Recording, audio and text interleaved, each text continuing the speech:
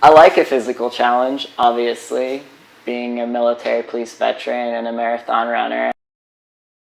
I want the adventure of a lifetime. I want to be put in a place unknown and see how I fare.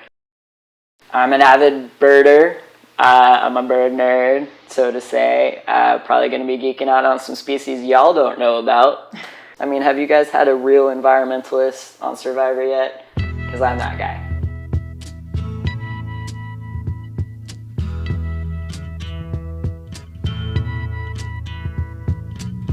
There's something happening here.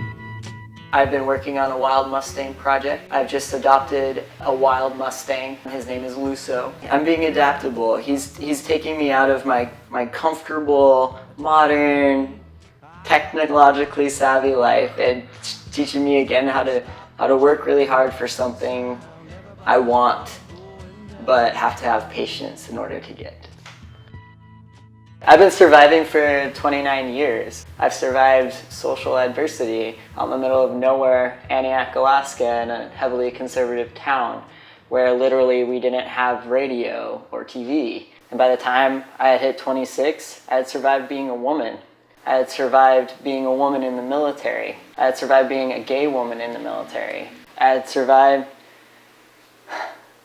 learning that I'm trans. And the only way to have a meaningful life was to be honest with myself and to share that honesty with my family and my friends and accept the reactions, the good and the bad. And I think that that's what a lot of trans people forget, is that you living with this your entire life while your family is not, that I also have to understand what other people are going through because of my decision. And that's life. Everybody goes through that. I'm not saying that I'm relatable to everyone. I'm at least more relatable than Caitlyn Jenner or Chaz Bono, who are very privileged transgender people. I'm not privileged. I do struggle financially. I do put myself through college. I do still have to work.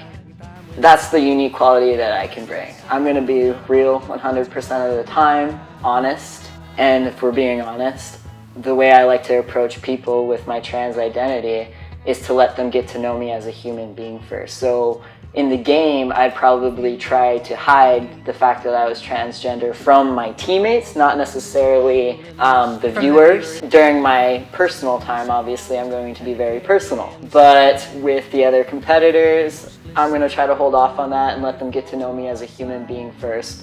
And then I'll reveal to them that I'm trans, and they can accept that any way that they want, because I'm used to that. I've been doing that now for 3.5 years. So that's how I'm going to play the game. I'm going to be as real as possible. I'm going to bring it in the physical challenges and the mental challenges as well. I mean, I'm not afraid of a puzzle. Throw a puzzle my way. I've been doing puzzles for 4 years, getting my bachelor's of science.